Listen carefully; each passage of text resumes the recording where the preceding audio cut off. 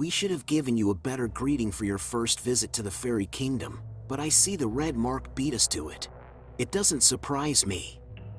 Those red marks have been a thorn in our side for the better part of 3 years now, ever since Scarlet stepped down as mayor of North Village. I guess someone out there really didn't want to see her go. Red marks seem to be the only visitors we have around here nowadays. It's sad that our closest neighbors is a band of raiding pillagers. And you're a wizard, no less. Not the one we were expecting, but I guess red mark don't discriminate when you have something they want. I heard the rest of your company got slaughtered on the way in. I don't know if you were close to any of them, but you have my sympathy. You can call me Ivan Soulsinger. I don't mean to boast, but I'm the finest swordsman in the kingdom. I've worked for many years to get where I am. 26, to be exact. I know that must be confusing. I'll explain later.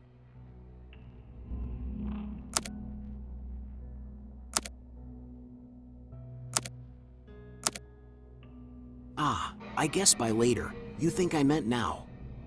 Well, if you're willing to listen to my tale, I guess. A lot of people in the kingdom know of my story by now.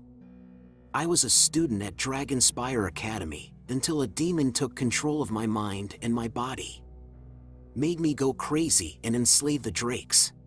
Then one day, the mother of our queen, Tiffany, showed up and found me. She saw my skill in battle and thought I'd make a good addition to her army. She fought to free me from the darkness that had taken over my mind, and once I was free, I realized something. Half of Dragonspyre was either too resentful of my actions while I was possessed, or too dead from the Dragon Titan's rampage, to care about me or what happened to me. So when Tiffany offered to let me come with her, I went along with it. It hurt, saying goodbye to my childhood home, but where else did I have to go? Every place I'd ever known was burned to the ground or buried in a half-ton of rubble. I've just stayed here. I do occasionally return to Dragonspyre on official business, but I never stay for long. A ruined world full of ghosts never sat well with me, or my daughter.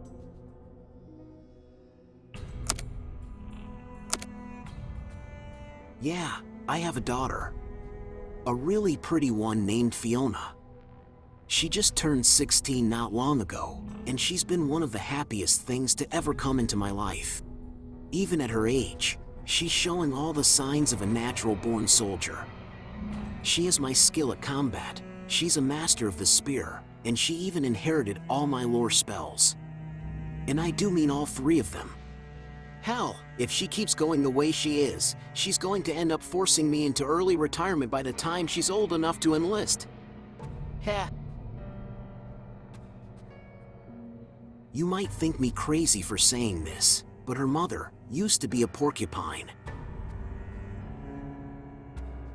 Are you familiar with Happy Tree Friends at all? Don't even tell me you didn't hear the guards muttering about it on the way here. It's been the talk of the town lately. A while back, one of the characters of that world, Flaky the Porcupine, got lost in the Fairy Kingdom after being transported here and being turned into a human. Myself and Heather, who was only a child at the time, were lucky enough to stumble upon her while she was still lost and confused. We took her to North Village and helped her come to terms with what had happened. And I guess you might say, I was impressed with what I saw. Not only was Flaky around my age, but she was also beautiful, sweet, and caring. Needless to say, I became infatuated with her.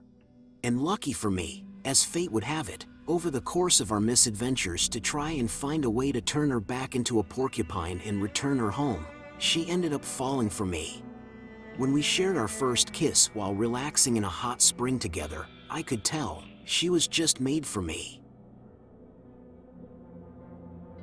Well, we finally did manage to create a magic charm that would let her return to her original form, and we did manage to get her back to her home of Happy Tree Town, but that's when everything went to hell.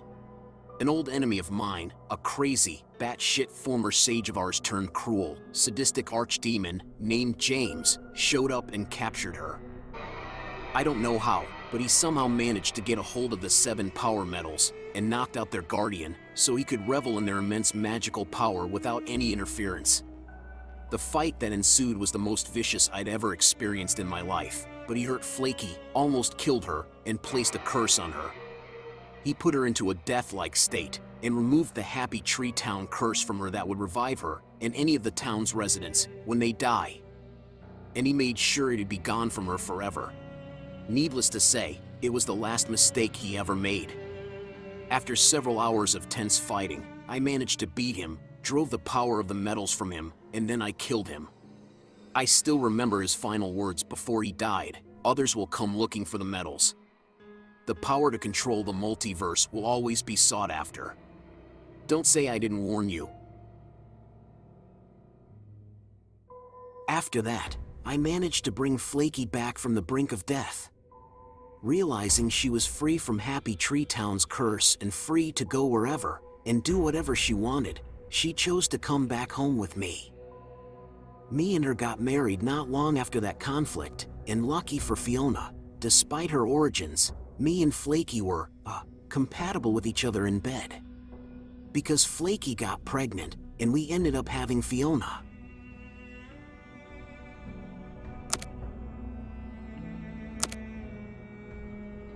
That was 20 years ago, when me and Flaky got married. To this day, our love for each other hasn't faltered, not even once. I guess you'd be in love with someone forever, too, if they killed an all-powerful archdemon to save your life. Archdemon, it's all the same to me.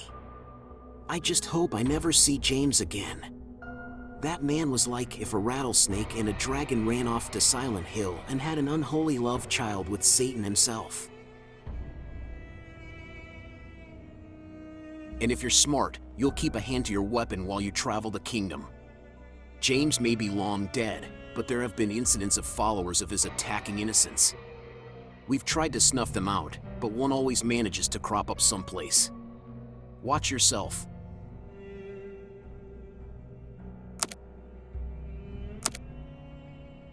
These days, Flaky spends her life in peace, modeling new clothes at the big fashion studio in the capital, and even designing a few new outfits herself.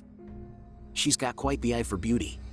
If you need a new dress, gown, or maybe even a swimsuit, go look at some of the ones she's made. You won't be disappointed. A word of advice, though: behave. Between the soldiers and occasional ranger that patrols the streets, you don't want to cause trouble in the capital. An old friend of Flaky's learned that lesson the hard way. Some soldier with extreme PTSD called Flippy showed up here not long after Flaky got properly settled in.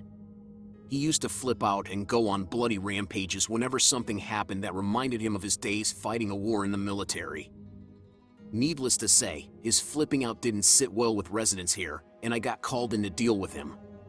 He learned the hard way why making trouble in the fairy kingdom is not a wise idea.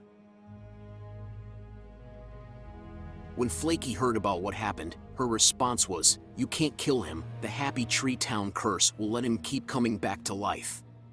But you can lock him up where he'll never hurt anyone again." So that's what we did. He's locked up in the big prison overlooking the Great Divide, with several curses in place so he can't flip out, teleport out, break free of his restraints, or cause harm to anyone again. Life sentence, if memory serves. Yes, he and Flaky used to be friends in Happy Tree Town, but on the day we arrested him, she just walked up to him, slapped him across the face, yelled, "Get the fuck out of my life," at the top of her lungs, and stormed off in a huff. Considering how many times he murdered her in Happy Tree Town while flipped out, I don't think it takes a rocket scientist to realize she'd had enough of his bull crap. And to think, there's still people out there who think Flippy and Flaky could be a cute couple. Maybe in a timeline where Flippy wasn't a ticking time bomb of genocide waiting to explode, I would have agreed with that. But that's not this timeline. Some of Flaky's other friends have shown up from time to time, although thankfully they're not troublemakers. Maybe you'll spot one wandering around town if you look for them. When Flaky heard that Happy Tree Friends, the TV show, was coming back, her skin got pale. She knew she'd be asked to come back, and she began to panic. She didn't want to suffer through that pain and misery. Not again. So thankfully, the Queen devised a plan for us. We'd make a clone of Flaky using a single strand of her hair, one from before we'd gotten married, and sent the clone off in her place. We may eventually have to pay for deceiving her old friends like this, but it was for a good cause. Flaky suffered enough at the hands of Happy Tree Town. She wants to live her glory years in peace, with me, in the kingdom. And she also has Fiona to care for. She can't just up and take off and leave her child behind. It'd break her heart. And then there's also the fact that she can no longer get the Happy Tree Town curse to bring her back to life, so her next death would have been her last. That alone made it clear that she can't go back. We did the same for Flippy, too. Made a clone that believes the Flaky clone is the real thing, and send it on its way. We're not letting the real Flippy go and risking him coming back here and hurting anyone else. Again, we may have to eventually pay for our deception, but we're looking out for our people and their well-being. That has to come as first priority. Ah yes, our age. When I drove the power metals from James during our big battle, the metals released a ton of raw magical power in a big, light show of an explosion that caked all of Happy Tree Town and the surrounding areas. Our bodies absorbed that magical power, and it affected us greatly. Raw magic power like that is like putty. The more you add, the bigger it gets. It was only a matter of time until it grew to such levels that it'd change our bodies. And it changed them in a big way. Not only did myself and Alia experience massive surges in our magical prowess, but myself, her, and Flaky also had our bodies stop aging. That's right. Whether it's 1 year, 100 years, or even 1,000 years from now, me, Alia, and my beloved Flaky are going to be young and beautiful until we're killed or die of natural causes. We're immortal and don't get older. And the best part is that immortality was inherited by our children. So when Fiona is 21 years old, hers will take effect and she'll stop aging. Isn't that remarkable? Fiona is out scouting around the lands near North Village, trying to find out where the red mark came from. Even though she's not a soldier, she still likes to help out where she can. I have no doubt she'll be a good warrior when she's old enough to enlist. Perhaps she'll even surpass me and Alia, and Alia's the captain of the kingdom's military's archer division. Don't even tell me you didn't see Alia on the way in. The girl with the long blonde hair and a ponytail and carrying an arrow. That girl is something else. Orphaned at the age of 7 and being forced to grow up and survive alone in the harsh deserts of Mirage. I don't know how she managed to stay alive, but she did. Then of course, she came upon Tiffany, came to the kingdom to put her prowess to work, and next thing you know, she's the best trick shooter in the kingdom. An easy candidate for ranger rank. She must be the youngest person to reach the rank of captain. She got there at only 24 years old. But from the way her soldiers train, you'd think she was a 60-year-old veteran with 3 decades of battle experience under her belt. All I know is, she's the only person I wouldn't want to face in an actual fight. Thankfully, we only spar to keep our skills up. Heather is our queen, ruler of the kingdom.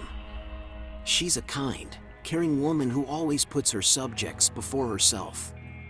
She's the nicest girl I've ever known. She can also be the most ruthless when her temper's been tested, or her subjects are in danger. She won't hesitate to send us rangers after anybody who threatens the peace in this land. I won't lie, I used to be her personal bodyguard when she was growing up. But once she was crowned queen, she got a royal knight to stand by her side, so I was able to go back to doing normal ranger duties.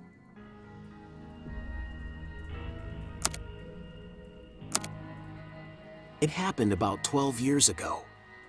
Tiffany, our previous queen and Heather's mother, fell ill and was bedridden for several weeks.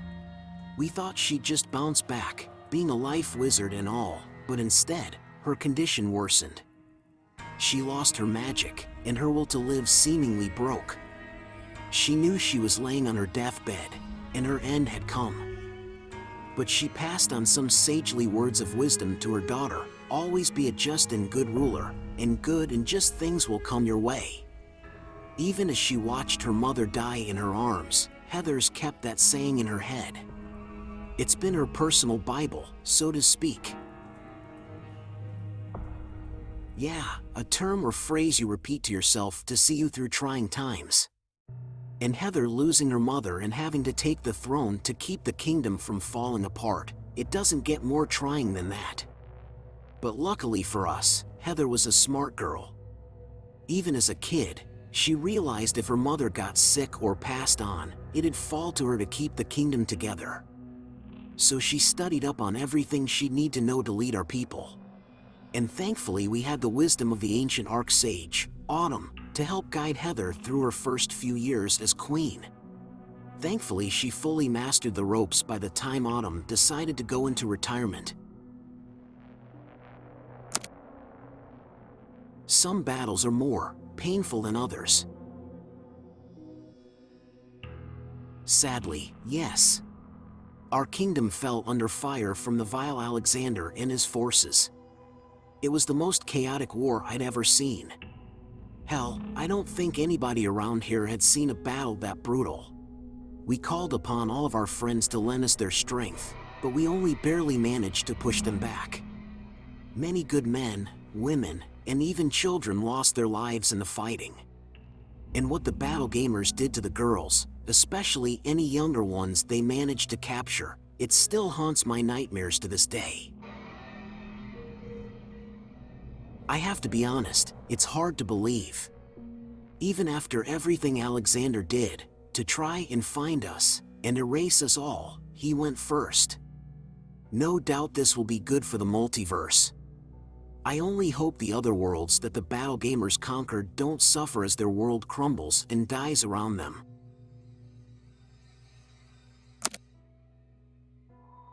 That's good. You're doing a good thing, whether you believe it or not. I don't think anyone else could ever lead the battle gamers. I couldn't. Heather couldn't. Even the devil himself probably couldn't.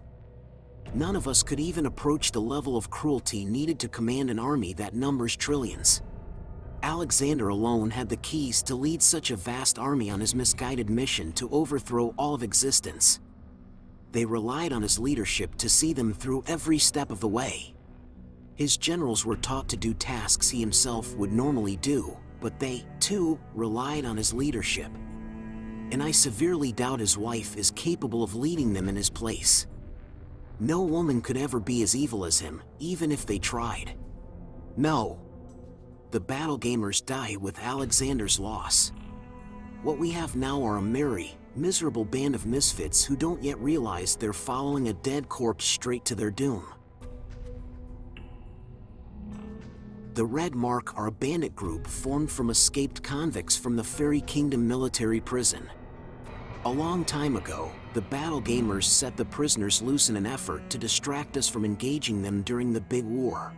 While we managed to round up a number of the escaped convicts, with our numbers spread so thin due to all the attacks, many more got away and escaped into hiding. The leftovers from that are what we're dealing with today. At first they weren't so dangerous, but ever since they sacked East Villa and burned it to the ground, they've become a serious threat. We're constantly struggling to find their base and capture their ringleaders.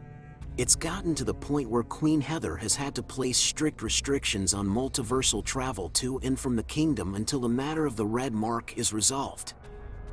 What that means is, you're stuck here until we get the red mark under control. It's too dangerous to let anyone through the teleporters.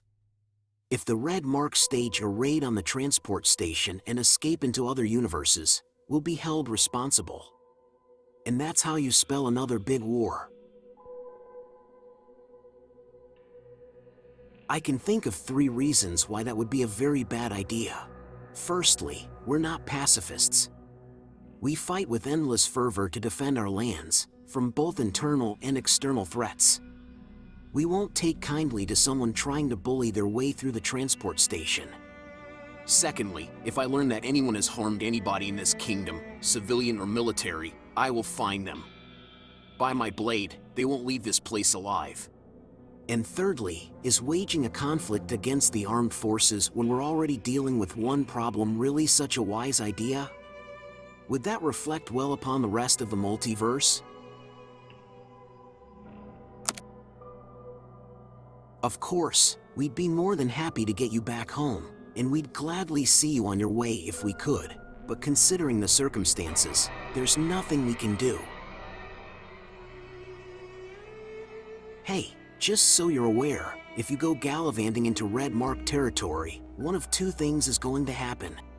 Either you're going to end up floating drowned in the nearest river, an object of beauty for them to admire for the rest of your days, or they're going to try to make friends with you. And if word gets out that you're friends with the red mark, Alia is going to put an arrow between your eyes the moment you poke them back near civilized lands. If you want to help us out with this mess, there's only one option: fight. And I know that's what wizards do best. Good. You're a good ally to offer your service like this. We normally don't accept military help from our guests anymore, not after the war, but in your case, I think Heather can make an exception. Head to the royal palace at the capital. Tell the gate guards I sent you and that you wish to help the battle effort. They'll either take you to Heather or to Alia if she's unavailable. I'd go with you, but I can't leave my post. The Red Mark could storm the southern pass and advance on Gerald Town any moment, and I have to repel them when they show up. Oh, and if you see my daughter along the way, tell her to stop thinking about boys for 2 minutes and focus on the battle, lest she wants to end up lodged on the end of a red mark blade. Her mother was the same way, falling in love with cute boys when she was sweet 16. That girl may have my looks and my skills, but she's more like her mother than she realizes. And sometimes that worries me.